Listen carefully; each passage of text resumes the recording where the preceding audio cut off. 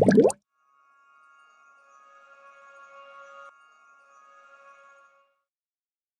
Podcast of book reviews میں خوش آمدید۔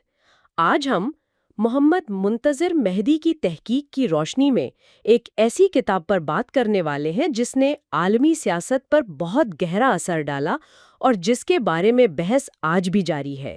جی بالکل، ہم بات کر رہے ہیں سیموئل پی ہنٹنگٹن کی تہلکہ خیز کتاب the clash of civilisations and remaking of world order کی۔ اردو میں کہیں تو تہذیبوں کا تصادم اور عالمی نظام کی تشکیل نو۔ یہ کتاب آئی تو 1996 میں تھی، لیکن اس کا جو اصل خیال تھا نا وہ 1993 کے ایک مضمون میں پیش کیا گیا تھا۔ اور مصنف خود سیموئل ہنٹنگٹن وہ بھی کوئی عام شخصیت نہیں تھے۔ ہارورڈ یونیورسٹی کے پروفیسر، امریکہ کے بڑے سیاسی مفکرین میں سے ایک، اور ان کی باتوں کا امریکی فورن پالیسی پر بھی کافی اثر رہا۔ 2008 میں ان کا انتقال ہوا۔ بلا شبہ، اور یہ کتاب سیاسیات اور بین الاقوامی تعلقات کے حوالے سے، خاص طور پہ جب سرد جنگ ختم ہوئی تو دنیا کو سمجھنے کے لیے ایک اہم حوالہ بن گئی۔ اچھا، تو اس کتاب کا جو مرکزی خیال تھا جس نے اتنی بحث چھیڑی، وہ تھا کیا اصل میں؟ دیکھیں، ہنٹنگٹن نے ایک بڑی یوں کہیں کہ ایک متنازع بات کہی۔ انہوں نے کہا کہ سرد جنگ ختم ہونے کے بعد جو دنیا میں بڑے جھگڑے ہوں گے نا، ان کی وجہ سیاسی نظریے جیسے کمیونزم یا سرمایہ داری یا پھر معاشی فائدے نہیں ہوں گے۔ تو پھر کیا وجہ ہوگی؟ ان کے مطابق وجہ ہوگی ثقافت، تہذیب۔ انہوں نے کہا کہ لوگ اپنی پہچان سب سے زیادہ اپنی تہذیب سے جوڑتے ہیں۔ کوئی مغربی ہے، کوئی اسلامی تہذیب سے ہے، کوئی چینی، کوئی ہندو وغیرہ وغیرہ، اور مستقبل کی جو بڑی لڑائیاں ہیں وہ انہی تہذیبوں کے درمیان ہوں گی۔ اوہ، یعنی نظریے کی جگہ اب تہذیب لے لے گی۔ یہ تو واقعی ایک بہت بڑا دعویٰ ہے۔ جی ہاں، اور یہاں یہ سمجھنا ضروری ہے کہ وہ تہذیب سے کیا مراد لے رہے تھے۔ ان کے نزدیک تہذیب ثقافتی پہچان کا سب سے بڑا دائرہ ہے۔ اس میں زبان، تاریخ، مذہب، رسم و رواج، ادارے، یہ سب شامل ہیں۔ اچھا، تو انہوں نے دنیا کو کن بڑی تہذیبوں میں تقسیم کیا تھا؟ کوئی لسٹ تھی؟ جی، انہوں نے تقریباً 8 بڑی تہذیبوں کا ذکر کیا تھا۔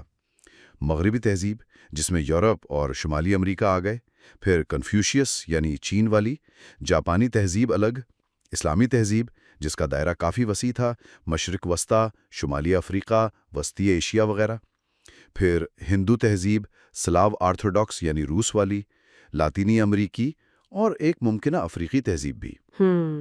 8 تہذیبیں، اور پھر انہوں نے کہا کہ ان میں ٹکراؤ ہوگا؟ بالکل، یہی تو ان کی کتاب کا سب سے اہم اور متنازع حصہ تھا۔ انہوں نے دلیل دی کہ مغرب، جس کا دنیا پر اثر صدیوں سے تھا، اب وہ کم ہو رہا ہے، اور دوسری تہذیبیں، خاص طور پر اسلامی اور چینی تہذیب، وہ ابھر رہی ہیں، زیادہ پر اعتماد ہو رہی ہیں، اور وہ مغرب کی بالادستی کو چیلنج کریں گی۔ انہوں نے ایک اصطلاح استعمال کی تھی، بلڈی بارڈرز یا خونی سرحدیں۔ اس کا کیا مطلب تھا؟ ہاں، یہ بڑا اہم نکتہ تھا۔ ان کا کہنا تھا کہ جہاں یہ مختلف تہذیبیں آپس میں ملتی ہیں نا، جو فالٹ لائنز ہیں، وہیں سب سے زیادہ لڑائی جھگڑے ہوں گے۔ اور انہوں نے خاص طور پر اسلام اور اس کے پڑوسیوں، مغربی، آرتھوڈاکس، ہندو، افریقی تہذیبوں کے درمیان جو سرحدیں ہیں، ان کو خونی کہا، یعنی وہاں تشدد اور جنگ کا خطرہ سب سے زیادہ ہے۔ اوہ، یہ تو بہت واضح طور پر اسلام اور مغرب کے درمیان ایک مستقل کشیدگی کی طرف اشارہ ہے۔ کیا کوئی خاص وجہ بتائی اس کی؟ جی، انہوں نے تاریخی اور ثقافتی وجوہات بتائیں۔ کہا کہ اسلام اور مغرب یعنی عیسائیت میں صدیوں سے ایک مقابلہ اور ٹکراؤ چلا آ رہا ہے۔ دونوں ہی اپنی اقدار کو یونیورسل سمجھتے ہیں، دنیا بھر میں پھیلانا چاہتے ہیں، تو ٹکراؤ تو ہوگا۔ پھر انہوں نے مسلم معاشروں میں آبادی کے اضافے، نوجوانوں کی تعداد بڑھنے کو بھی ممکنہ وجہ بتایا، عدم استحکام اور مغرب مخالف جذبات کے لیے۔ یہ باتیں تو واقعی کافی سنجیدہ ہیں۔ اچھا، اور چین کے بارے میں کیا خیال تھا ان کا؟ چین کو انہوں نے مغرب کے لیے سب سے بڑا لمبا چیلنج قرار دیا۔ اس کی بڑھتی ہوئی معاشی اور فوجی طاقت اور اس کا اپنا کنفیوشس کلچر۔ ہنٹنگٹن کا خیال تھا کہ چین اپنے علاقے مشرقی ایشیا میں اپنا اثر بڑھائے گا اور پھر عالمی سطح پر امریکہ کے مقابلے میں آئے گا۔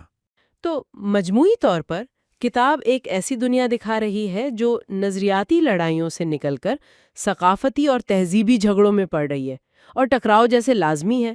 یہ تو بڑی مایوس کن تصویر کشی ہے۔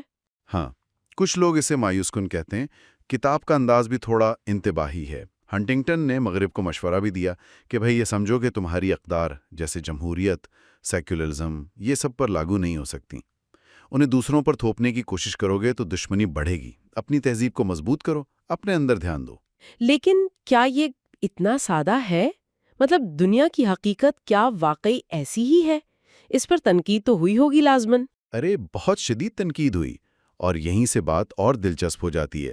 سب سے بڑا اعتراض تو یہی تھا کہ جناب آپ نے تہذیبوں کو ایسے پیش کیا جیسے وہ کوئی ایک ٹھوس چیز ہوں، اندر سے بالکل ایک جیسی، جبکہ ہر تہذیب کے اندر تو بہت فرق ہوتے ہیں۔ مثلاً اسلامی تہذیب کو ہی لے لیں، کیا سارے مسلمان ایک جیسے ہیں؟ سنی، شیعہ، عرب، ترک، ایرانی، انڈونیشین، افریقی، ان میں کتنے سیاسی، ثقافتی، مذہبی اختلافات ہیں۔ تو آپ کیسے کہہ سکتے ہیں کہ یہ ایک بلاک ہے جو مغرب سے ٹکرائے گا؟ ہنٹنگٹن نے اس اندرونی تنوع کو نظر انداز کیا۔ صحیح کہا۔ اور کیا تہذیبوں میں صرف ٹکراؤ ہی ہوتا ہے؟ کوئی لین دین، کوئی اچھی بات نہیں ہوتی؟ بالکل، یہی دوسرا بڑا اعتراض تھا۔ ناقدین نے کہا کہ ہنٹنگٹن نے صرف جھگڑوں پر فوکس کیا ہے۔ ارے بھائی، تہذیبیں تو صدیوں سے ایک دوسرے سے سیکھ رہی ہیں، تجارت کر رہی ہیں، کلچر کا تبادلہ ہو رہا ہے، سائنس میں مل کر کام ہو رہا ہے۔ آج کل گلوبلائزیشن کا دور ہے، دنیا جڑ رہی ہے۔ ہنٹنگٹن کا ماڈل اس ساری مثبت بات کو جیسے نظر انداز کر دیتا ہے۔ ایک اور بات جو ذہن میں آتی ہے وہ یہ کہ کہیں ایسا تو نہیں کہ یہ نظریہ خود ہی مسائل کی جڑ بن گیا ہو؟ مطلب آپ کہتے رہیں گے کہ ٹکراؤ ہوگا تو شاید ٹکراؤ ہو ہی جائے، سیلف فلفلنگ پروفیسی جسے کہتے ہیں۔ بہت اہم نکتہ ہے، بہت سے لوگ یہی مانتے ہیں۔ خاص طور پر 9/11 کے بعد مغرب میں کئی لوگوں نے اس کتاب کو اٹھایا اور کہا، دیکھو ہنٹنگٹن نے تو پہلے ہی کہہ دیا تھا۔ اس سے اسلاموفوبیا کو ہوا ملی، اور پالیسی بنانے والوں کو بھی شاید ایک جواز مل گیا کہ مسلم دنیا سے سختی سے نمٹا جائے۔ جب آپ دنیا کو ہم اور وہ میں تقسیم کر کے دیکھتے ہیں تو پھر رویے بھی ویسے ہی ہو جاتے ہیں۔ اور غیر مغربی دانشوروں، خاص طور پر مسلم دنیا سے، ان کا کیا رد عمل تھا؟ زیادہ تر نے اسے مسترد کیا۔ ان کا کہنا تھا کہ ہنٹنگٹن نے اسلام کی غلط تصویر کشی کی ہے، اسے جان بوجھ کر مغرب مخالف اور پرتشدد دکھایا ہے۔ یہ ایک طرح سے مغربی تعصب ہے، یوروسینٹرزم، جو مغرب کو معیار مان کر باقی دنیا کو کمتر یا خطرناک سمجھتا ہے۔ اتنی تنقید ہوئی، لیکن پھر بھی کتاب کا اثر بہت زیادہ رہا۔ خاص طور پر آپ نے 9/11 کا ذکر کیا۔ جی ہاں، یہ عجیب بات ہے۔ 9/11 کے بعد تو جیسے اس کتاب کو نئی زندگی مل گئی۔ مغرب میں لوگ اسے سمجھنے کی کوشش کرنے لگے کہ یہ کیا ہوا، کیوں ہوا، اور ہنٹنگٹن کی کتاب سامنے تھی۔ اسے ایک پیش گوئی سمجھا جانے لگا جو سچ ثابت ہو گئی۔ اس کی فروخت بہت بڑھ گئی، اور آج بھی آپ دیکھیں، انٹرنیشنل ریلیشنز پڑھائیں، فورن پالیسی ڈسکس کریں، کلچرل ڈائیلاگ کی بات کریں، اس کتاب کا حوالہ ضرور آتا ہے۔ تو اب اتنی بحث کے بعد ہم اس کتاب کو کیسے دیکھیں؟ کیا یہ ایک خطرناک چیز ہے جو دنیا کو بانٹتی ہے، یا اس میں کچھ سچائی بھی ہے جس سے سبق سیکھنا چاہیے؟ شاید دونوں باتیں۔ ایک طرف تو یہ کتاب ہمیں یاد دلاتی ہے کہ ہاں بھائی، ثقافت اور تہذیب کی پہچان لوگوں کے لیے بہت اہم ہے، اسے آپ نظر انداز نہیں کر سکتے عالمی سیاست میں۔ اور مغرب کو بھی یہ سوچنا چاہیے کہ کیا واقعی اس کی اقدار یونیورسل ہیں؟ کیا اسے دوسروں کے نظریات کو بھی سمجھنا نہیں چاہیے؟ لیکن دوسری طرف جس طرح اس نے دنیا کو سادہ خانوں میں بانٹ دیا اور صرف ٹکراؤ پر زور دیا، وہ خطرناک حد تک گمراہ کن ہو سکتا ہے۔ یہ تہذیبوں کے اندر کے فرق اور ان کے درمیان جو مشترکہ چیزیں ہیں انہیں مٹا دیتا ہے۔ اس سے غلط فہمیاں بڑھتی ہیں، دشمنی بڑھتی ہے، اور یہ پالیسی سازوں کو بات چیت کے بجائے محاذ آرائی کی طرف دھکیل سکتا ہے۔ اگر ہم کتاب کے لکھنے کے انداز کی بات کریں، وہ کیسا تھا؟ پڑھنے میں کیسی ہے کتاب؟ ہنٹنگٹن کا لکھنے کا انداز علمی ہے لیکن واضح ہے۔ وہ مشکل خیالات کو بھی ایک ترتیب سے پیش کرتے ہیں۔ دلائل بہت ہیں، اگرچہ کہیں کہیں لگتا ہے کہ بات دہرائی جا رہی ہے۔ یہ کوئی آسان سی کتاب نہیں ہے، مطلب سنجیدہ علمی کام ہے، توجہ مانگتی ہے، اور ان کا لہجہ بڑا پر اعتماد ہے جو پڑھنے والے کو یا تو اپنی طرف کھینچ لیتا ہے یا پھر شدید اختلاف پر مجبور کر دیتا ہے۔ تو چلیں the podcast of book reviews کے نقطۂ نظر سے اس کتاب پر ایک حتمی رائے قائم کرتے ہیں۔ کیا کہیں گے آپ؟ لیکن تہذیبوں کا تصادم ایک ایسی کتاب ہے جسے پڑھنا ضروری ہے، بھلے آپ اس سے متفق ہوں یا نہ ہوں۔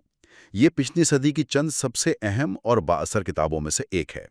اس نے دنیا کو دیکھنے کا ایک نیا زاویہ دیا جس کے اثرات آج تک ہیں۔ یہ ہمیں مجبور کرتی ہے کہ ہم دنیا کو صرف پیسے یا سیاست کی نظر سے نہ دیکھیں، بلکہ کلچر اور تہذیب کے کردار کو بھی سمجھیں۔ لیکن بہت ضروری ہے کہ اسے تنقیدی نظر سے پڑھا جائے، اس کے ممکنہ خطرات اور تعصبات کو ذہن میں رکھتے ہوئے۔ تو ان سب باتوں کا خلاصہ یہ نکلا کہ ہنٹنگٹن کا نظریہ تمام تر اعتراضات کے باوجود آج بھی عالمی بحث کا ایک اہم حصہ ہے۔ یہ ہمیں شناخت، ثقافت اور سیاست کے پیچیدہ رشتوں پر غور کرنے پر مجبور کرتا ہے۔ بالکل، اور یہاں ہم ایک سوال چھوڑ جاتے ہیں سوچنے کے لیے، کیا واقعی تہذیبوں کے درمیان ایسی کوئی دیوار ہے جسے گرایا نہیں جا سکتا؟ یا پھر جو ہمارے مشترکہ مسائل ہیں جیسے ماحولیاتی تبدیلی، بیماریاں، غربت، کیا یہ ہمیں مجبور کریں گے کہ ہم ان تہذیبی اختلافات سے اوپر اٹھ کر مل کر کام کریں؟